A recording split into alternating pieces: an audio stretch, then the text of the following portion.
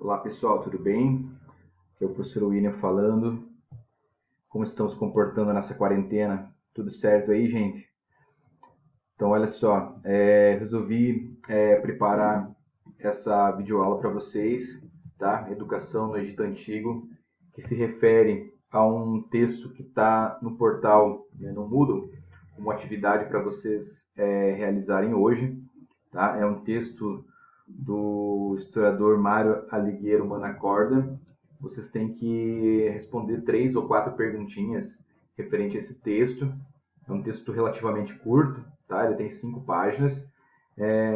No entanto, eu resolvi preparar esse vídeo para vocês para facilitar um pouco o nosso diálogo.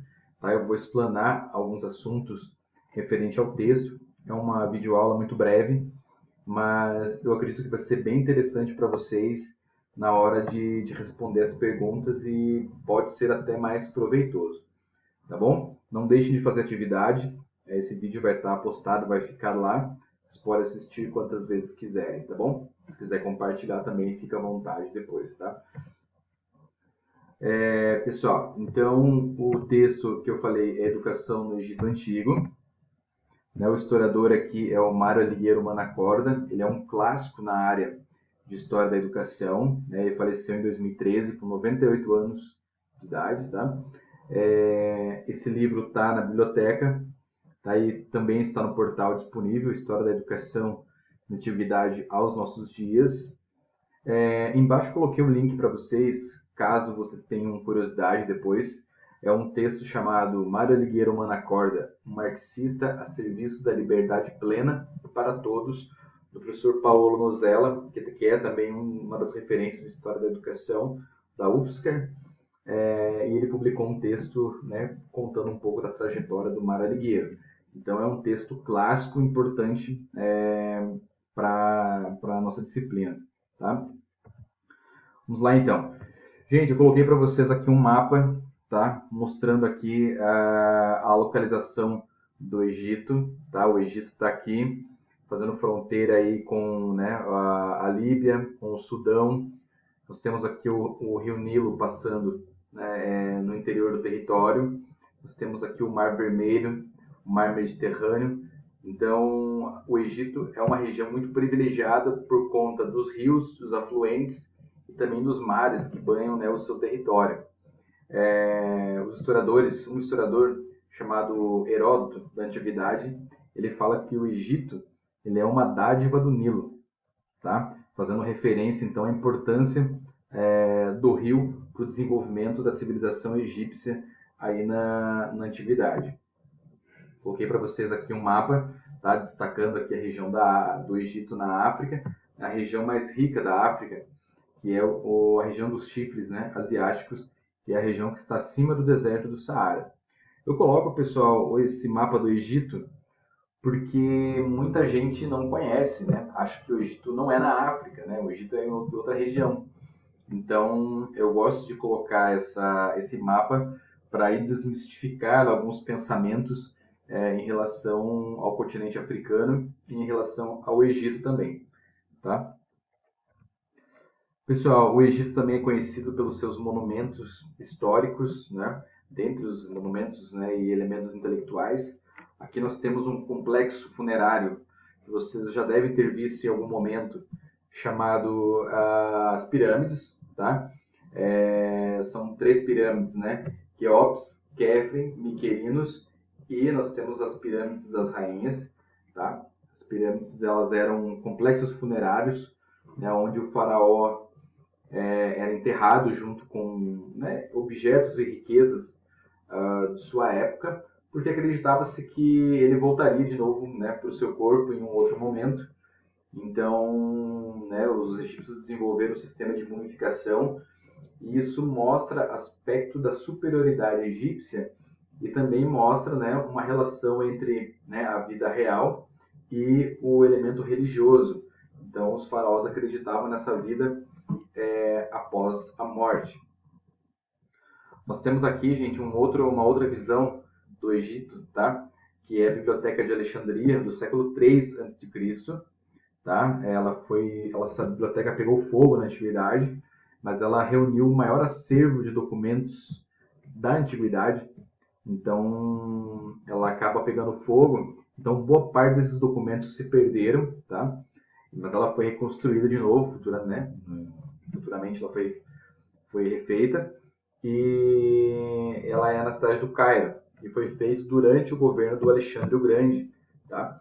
Então, nós vemos aqui, essa é a visão do Egito moderno, tá? Muita gente acha que o Egito, né, é só um monumento antigo. Tá errado, tá, pessoal?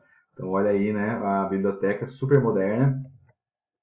Aqui uma visão da cidade também do Egito, tá? Da cidade do Cairo. Olha o rio Nilo passando aí, né? Quando a gente fala de Egito, lembra sempre das pirâmides, mas é uma cidade ultramoderna, né, pessoal? Olha, mais uma visão aqui. A imagem não está 100%, mas a gente pode ter uma noção, né, do fluxo e a dinâmica da cidade, né, através dessa imagem. Aqui mais uma imagem também, né? Então, uma capital movimentada e desenvolvida como qualquer outra capital, né, pelo mundo. Aqui é uma representação gráfica, né, da antiguidade. Então, né, vocês observam as pessoas, né, a população né, caminhando livremente, trabalhando, e sempre ao fundo sobressaindo a imagem da pirâmide, né, que isso demonstra uma superioridade também do faraó e da família real. Entrando no texto propriamente, por que o autor, né, o Mário Aligueiro, começa com o Egito? Ele faz um reconhecimento para nós. Ele fala que a cultura egípcia ela foi uma das pioneiras no desenvolvimento da educação e na inserção de outros elementos na cultura ocidental. Então, o autor começa pelo Egito, por quê? Porque os próprios gregos e romanos vão reconhecer que muitos elementos como a matemática, a medicina, a ciência, enfim, geometria e outras ciências nasceram primeiro no Egito. E os gregos e romanos absorveram em suas culturas e aprimoraram esse conhecimento. Então, inclusive, filósofos como Platão reconhecem que a matemática, a astronomia, os jogos de tabuleiro, a própria utilização do dado, eram elementos desenvolvidos no Egito Antigo. Então, se, né, os pais da educação ocidental reconhecem a superioridade egípcia sobre a cultura, o Mário Aligueiro fala que é importante, então, começar por aquela civilização que influenciou as demais culturas no mundo ocidental. Tá? Então, quais fatores permitiram esse desenvolvimento ao longo do tempo, tá, pessoal? Então, o Mário Aligueiro ele vai falar o seguinte, que os egípcios foram forçados ao desenvolvimento justamente devido à sua sobrevivência. Então, por exemplo, surgiu uma civilização às margens do rio Nilo, né? Então, as primeiras comunidades surgiram nessa região, que é na África, tá? Então, havia uma necessidade de sobrevivência. Então, eles se organizam de maneira sistematizada para poder garantir a sua sobrevivência. Nesse processo, eles aprimoram, então, a agricultura e o pastoreio.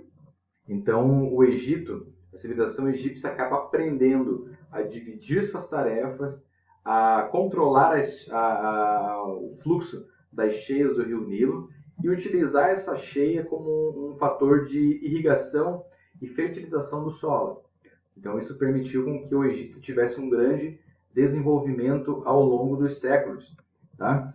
Então, o autor ainda coloca que, por exemplo, elementos como a escrita e a divisão do trabalho surgiram justamente em função do controle dos excedentes, controle das cheias dos rios, o modo como os trabalhos iriam ser feitos na área pública e na área privada. Surgiram também as primeiras escolas de sacerdotes e escribas voltados especificamente para formar uma elite, digamos, social, e também aquelas escolas de ofícios voltados para a formação profissional de pessoas que estavam abaixo na pirâmide, né, social. Então, as primeiras, digamos que a educação e a divisão do trabalho, ela surge em função de uma sobrevivência e subsistência desses povos, e isso permitiu um desenvolvimento científico ao decorrer do tempo. Então, nós vamos ter, na sequência, as chamadas escolas para as elites. Então, o que o autor fala que no período arcaico, que é um dos primórdios da civilização egípcia, não existia uma escola propriamente do modo como nós conhecemos hoje. Então, nós tínhamos, voltada para a elite, as escolas para a formação política. Então, ou seja, o elemento político era fundamental entre as classes economicamente favorecidas naquele período. A matemática era ensinado para essas crianças e para essa elite intelectual da época. E também as escolas para sacerdotes foram fundamentais para aprimorar esse aparato, digamos que jurídico e intelectual que fazia parte da sociedade egípcia. Então, essa educação ainda arcaica, digamos, ela é voltada para a elite. Aquelas classes menos favorecidas, ou digamos que os trabalhadores que não tinham acesso a uma educação propriamente dita, eles estavam então mais à mercê do ensino profissional, de ofícios para o trabalho manual no dia a dia. Tá? O autor vai colocar uma questão interessante, que inclusive é uma pergunta que eu coloquei para vocês, que se refere à literatura sapiencial. É a esses documentos que o autor recorre para fazer sua análise, tá, pessoal? O que é a literatura sapiencial? São livros de sabedoria. Então, nos primórdios da educação egípcia, nós encontramos livros de ensinamentos. O que era ensinado? Elementos morais e comportamentais. E aqui o autor cita uns exemplos, né? Nesses livros nós observamos conselhos dirigidos de pai para filho, modo como os filhos deveriam se comportar na sociedade, na corte do faraó. Então, assim, eram elementos morais que envolviam a educação naquele período. Então, os ensinamentos, eles davam-se de maneira repetitiva. A criança, né, o aluno, ele tinha que memorizar os ensinamentos, e isso se dava através de parábolas, de casos que eram exemplificados. Então, por exemplo, o Mário Ligueiro nos mostra de maneira concreta. Eu peguei uma citação dele aqui. Então, por exemplo, era assim: se tu sentas com um glutão, começa a comer quando a vontade dele tiver passado. Se bebes como um beberrão, bebe só quando o coração dele está saciado.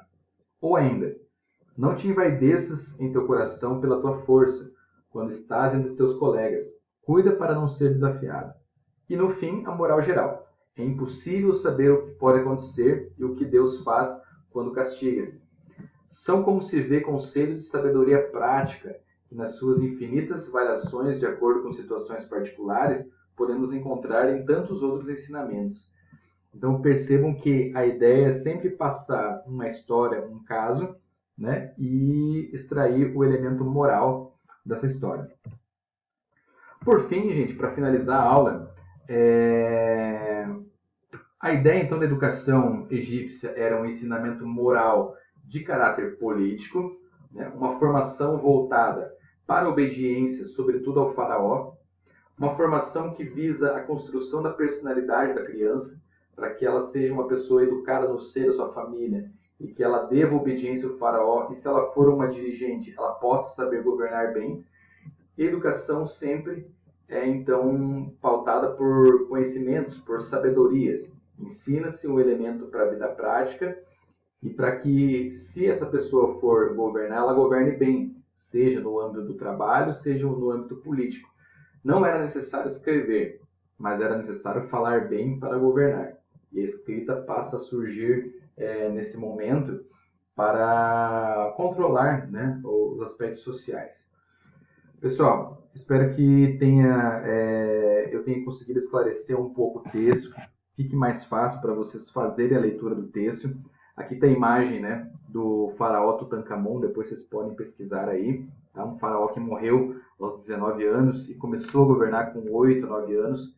Tá? Procurem lá, que é bem interessante. Qualquer dúvida, postem no chat, mandem e-mail para mim, tá? Que eu estou à disposição de vocês. Boa leitura, gente, boa atividade, tá? Até a próxima aí. Tchau.